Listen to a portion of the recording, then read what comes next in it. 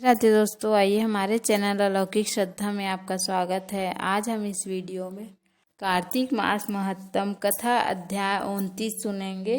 तो आइए शुरू करते हैं। मंगलकारी देव तुम मंगल करो गणेश, जगवंदन तुमरे करे काटो सबके कलेश। राजा पृथु ने कहा, हे मुनि श्रेष्ठ, आपने कलह द्वारा मुक्ति पाए जाने का वृतांत मुझसे कहा, जिसे मैंने ध्यान पूर्वक सुना। हे नारद जी, यह काम उन दो नदियों के प्रभाव से हुआ था। यह कृपया यह मुझे बताने की कृपा करिए। नारद जी बोले, हे राजन, कृष्णा नदी साक्षात भगवान श्री कृष्ण महाराज का शरीर, वेणी नामक नदी भगवान शंकर का शरीर है। इन दोनों नदियों के संगम का महात्म्य श्री ब्रह्मा जी भी वर्णन करने में समर्थ नहीं है। फिर भी चूंकि आपने पूछा है, इसलिए आपको इनकी उत्पत्ति का वृतांत सुनाता हूँ, ध्यान पूर्वक सुनो। चाक्षसु मनवंतर के आरंभ में ब्रह्मा जी ने साय पर्वत के शिखर पर यज्ञ करने का निश्चय किया। वह भगवान विष्णु, भगवान शंकर तथा समस्त देवताओं सहित यज्ञ की सामग्री लेकर उस पर्वत के शिखर पर गए। महर्षि भृगु आदि ऋषियों ने ब्रह्म मुहूर्त में उन्हें दीक्षा देने का विचार किया। तत्पश्चात भगवान विष्णु ने ब्रह्मा जी का भार्या त्वरा को बुलवाया। वह बड़ी धीमी गति से आ रही थी। इसी बीच में भृगु जी ने भगवान विष्णु से पूछा, हे प्रभु, आपने त्वरा को शीघ्रता से बुलाया था, वह क्यों नहीं आई? ब्रह्म मुहूर्त निकल जाएगा। इस पर भगवान विष्णु बोले, यदि त्वरा यथासंभव यहाँ नहीं आती है तो आप गायत्री को ही स्त्री मानकर दीक्षा विधान कर दीजिएगा।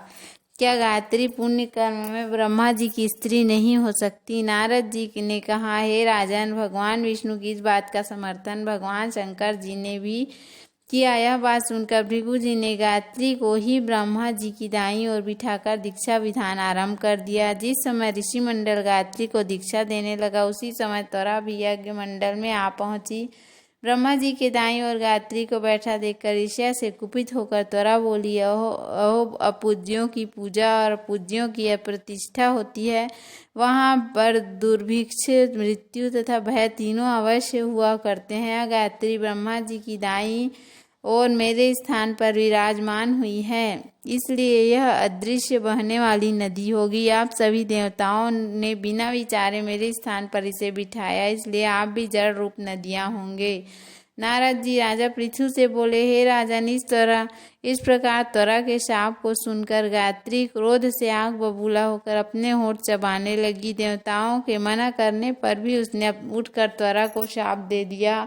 गायत्री बोली, त्वरा, जिस प्रकार ब्रह्मा जी तुम्हारे पति हैं, उसी प्रकार मेरे भी पति हैं।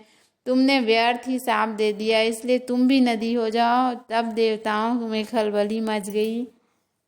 सभी देवता त्वरा को साष्टांग प्रणाम करके बोले, हे देवी, तुमने ब्रह्मा आदि समस्त देवताओं को जो शाप दिया है वह उचित नहीं है, क्योंकि यदि हम सब जड़ रूप नदियां हो जाएंगे तो फिर निश्चय ही यहाँ तीनों लोग नहीं बच पाएंगे। चूंकि यह शाप तुमने बिना विचार किए दिया है, इसलिए यह शाप तुम वापिस लो।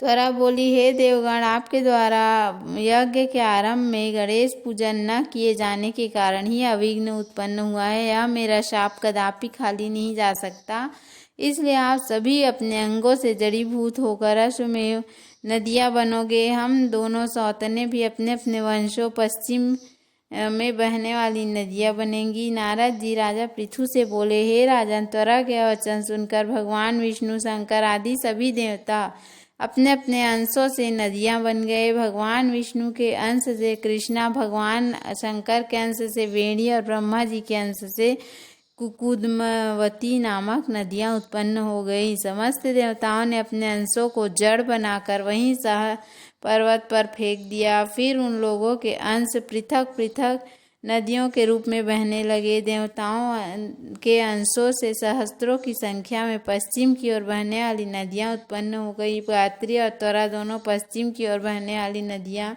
होकर एक साथ बहने लगी। उन दोनों का नाम सावित्री पड़ा। ब्रह्मा जी ने यज्ञ स्थान पर भगवान विष्णु तथा भगवान शंकर की स्थापना की। दोनों देवता महाबल तथा अतिबल के नाम से प्रसिद्ध हुए। हे राजन, कृष्णा और वेणी नदी की उत्पत्ति का वर्णन जो भी मनुष्य सुनेगा या सुनाएगा, उसे नदियों के दर्शन और स्नान का फल प्राप्त होगा। बोलो श्री हरि विष्णु भगवान की जय। बोलो कार्तिक मास की जय।